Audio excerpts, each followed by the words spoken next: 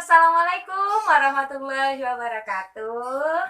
Ketemu lagi sama Ibu ya untuk membahas materi-materi di tema 8. Bagaimana kabarnya hari ini teman-teman semuanya? Ibu harap dalam keadaan yang baik, semangat, dan selalu ceria ya. Harus ceria mah. Nah, kayaknya sekarang udah bulan puasa nih. Ada yang gak puasa, ada yang jangan-jangan ada yang udah ngebatalin puasa. Ayo, harus kuat ya, puasanya harus penuh. Ayo bareng-bareng. Di bulan puasa, teman-teman tidak boleh males-malesan. Harus tetap belajar.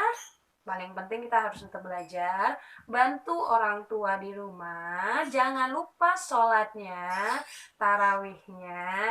Terus jangan lupa membaca Iqra ataupun Al-Quran ya. Nah, video kemarin Ibu ngasih teka-teki tentang, ayo ada yang tahu nggak teka-tekinya tentang apa nih? Masih ingat? Kemarin itu teka-tekinya adalah aku tidak bisa dibakar dan aku juga tidak bisa tenggelam. Apakah aku? Ada yang tahu? Oke, Ibu kasih tahu ya jawabannya. Aku tidak bisa dibakar nih. Aku juga tidak bisa tenggelam. Jawabannya adalah es batu. Karena es batu itu tidak bisa dibakar. Coba teman-teman bakar es batu. Gak bisa kan dibakar? Terus juga es batu tidak bisa tenggelam. Coba teman-teman masukin es batu ke dalam sebuah air ataupun ke dalam air. Pasti tidak tenggelam. Es batunya ngapung ya. Nah, di video kali ini juga Ibu akan memberi teka-teki untuk teman-teman. Dengarkan baik-baik ya, Ibu bacakan. Aku tidak punya kaki. Aku tidak punya tangan. Aku tidak punya sayap. Tetapi aku bisa terbang. Apakah aku? Ibu ulangi satu kali lagi. Aku tidak punya kaki. Aku tidak punya tangan. Aku tidak punya sayap. Tetapi aku bisa terbang. Apakah aku? Bagi teman-teman yang bisa menjawab, silahkan tulis di kolom komentar. Ibu harap teman-teman memperhatikan video pembelajaran kita kali ini dengan baik-baik dan disimak sampai akhir video ya. Nah, pada video kali ini Ibu akan membahas tentang materi PKN di tema 8. Nah, di situ ada tentang persatuan, baik itu persatuan di permainan, persatuan di tempat ibadah ataupun dalam beribadah, terus aturan saat bermain, aturan saat di perjalanan atau di bus. Kita bahas satu-satu.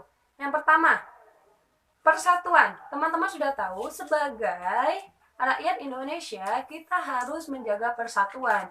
Nah, menjaga persatuannya itu dari lingkungan kita sendiri. Pertama dari rumah. Kita harus menjaga persatuan dengan ayah, ibu, kakak, adik, nenek, kakek, dan keluarga. Dan keluarga-keluarga teman-teman ya. Terus juga setelah menjaga persatuan di rumah, kita juga harus menjaga persatuan di dalam kelas sesama teman dan guru. Terus juga kita juga harus menjaga persatuan di lingkungan sekolah. Setelah kita bisa menjaga persatuan di lingkungan sekolah, di kelas sama di rumah, maka kita harus menjaga persatuan di masyarakat dan di negara kita. Nah, permainan juga harus apa? Harus menciptakan persatuan. Permainan apa aja nih yang menciptakan persatuan? Misalnya kita main bola kasti. Nah, di bola kasti itu kita harus mempunyai persatuan sesama anggota pemain. Karena apa? Kalau tidak ada persatuan, selama bermain nanti akan mau menang sendiri, mau ribut, mau apa, berantem akhirnya. Nah, terus juga selama permainan kita harus saling menghargai. Tidak boleh menang sendiri, tidak boleh melanggar aturan. Karena apa? Kalau itu tidak dilaksanakan, akan timbulnya perpecahan ya. Jadi berantem sama teman yang lainnya. Terus juga sikap yang mencerminkan persatuan saat beribadah. Coba teman-teman. Sikap yang mencerminkan saat temannya lagi beribadah. Contohnya, ada temannya yang lagi sholat ataupun lagi ngaji. Nah, bagaimana sikap teman-teman menyikapinya? Misalnya ada Siti nih lagi mengaji. Terus teman-teman gimana? Ribut kah? Atau ngajak ngobrol teman yang lainnya? Nah, sikap yang sebaiknya kita terapkan adalah kalau ada teman yang lagi ibadah, walaupun baik itu sholat maupun ngaji, kita harus menghargai. Kita tidak boleh ribut, kita tidak boleh teriak-teriak, kita harus menghargai teman kita yang lagi ibadah. Baik itu teman kita yang beragama Islam maupun yang di luar agama Islam, baik itu Kristen, Hindu, Buddha, semuanya harus kita hargain. Kita harus saling menghargai, menghormati, dan menyayangi agar terciptanya persatuan antar umat beragama. Selanjutnya, Ibu akan membahas tentang aturan-aturan saat bermain, aturan-aturan saat di dalam bus ataupun latihan menari. Nah, kita bahas yang pertama yaitu aturan saat bermain. Aturan saat bermain, coba. Kalau kita main bola kasti, kita harus apa? Tidak boleh curang ataupun licik. Terus juga kita harus sportif, tidak boleh mau menang sendiri ataupun egois. Nah, kenapa harus adanya aturan saat bermain? Aturan diciptakan untuk menciptakan persatuan antar sesama teman saat bermain. Terus juga aturan diciptakan agar keselamatan selama bermain itu terjaga. Bayangkan kalau teman-teman tidak adanya aturan saat bermain, pasti ada yang ngedorong, ada yang mainnya kasar, ada yang terjatuh, nanti ada yang kakinya berdarah, tangannya sakit. Nah, itu merupakan contoh apa? Tidak adanya aturan. Kenapa adanya aturan? Agar keselamatan teman-teman terjaga. Keselamatan teman-teman saat bermain itu terjaga ya. Nah, itu fungsinya adanya aturan. Terus yang selanjutnya aturan di bus ataupun di perjalanan. Nah, apa aja sih aturan selama di perjalanan atau di bus?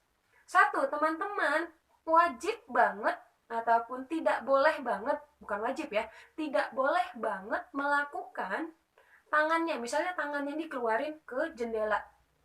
Tuh, terus kepalanya dikeluarin ke jendela. Nah, itu sangat membahayakan sekali. Karena apa? Misalnya, teman-teman sedang mengeluarkan tangannya di jendela, terus ada mobil dari samping, kena tangannya, hilang tangannya nanti. Buntung tangannya, nggak ada tangannya satu. Terus juga, selama di bus tidak boleh bolak-balik. Kita tidak tahu ya di jalan itu jalannya gimana. Apakah berlubang ataukah naik turun belok kanan kiri. Nah, itu bisa mengakibatkan teman-teman terjatuh nanti. Terus juga, gimana kalau tiba-tiba pas sopirnya ngerem mendadak. Nah, itu bisa mengakibatkan teman-teman terjatuh. Dan kalau bolak-balik juga mengganggu kenyamanan teman-teman yang lain, juga bisa membuat teman-teman bisa mual ya, bolak-balik.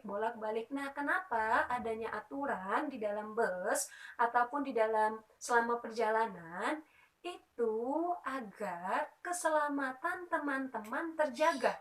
Untuk menjaga keselamatan teman-teman.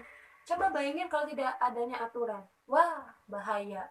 Tangannya dikeluarin, kepalanya dikeluarin, hilang kepalanya. Kalau udah hilang kepala ya udah, nggak ada nyawanya dong berarti ya. Nah, itu harus teman-teman patuhi aturan, baik itu bermain di dalam bus dan yang lainnya ya. Karena fungsinya adanya aturan itu pertama membuat teman-teman disiplin, terus juga menjaga keselamatan teman-teman. Cukup sekian video dari Ibu. Semangat terus ya belajarnya, walaupun kita belajarnya hanya melalui video, tidak bisa ketemu langsung. Kita berdoa bersama-sama setiap habis sholat selama bulan Ramadan ini. Kita berdoa bersama-sama agar wabah virus ini cepat selesai ataupun cepat menghilang, agar kita bisa beraktivitas seperti biasa, bisa belajar kembali ke sekolah ya. Nah, sebelum Ibu mengakhiri video ini, Ibu mempunyai 2 pertanyaan. Yang bisa menjawab silakan tulis di kolom komentar. Yang pertama, apa fungsi adanya aturan? Yang pertama. Yang kedua, sebutkan contoh persatuan yang ada saat bermain. Oke?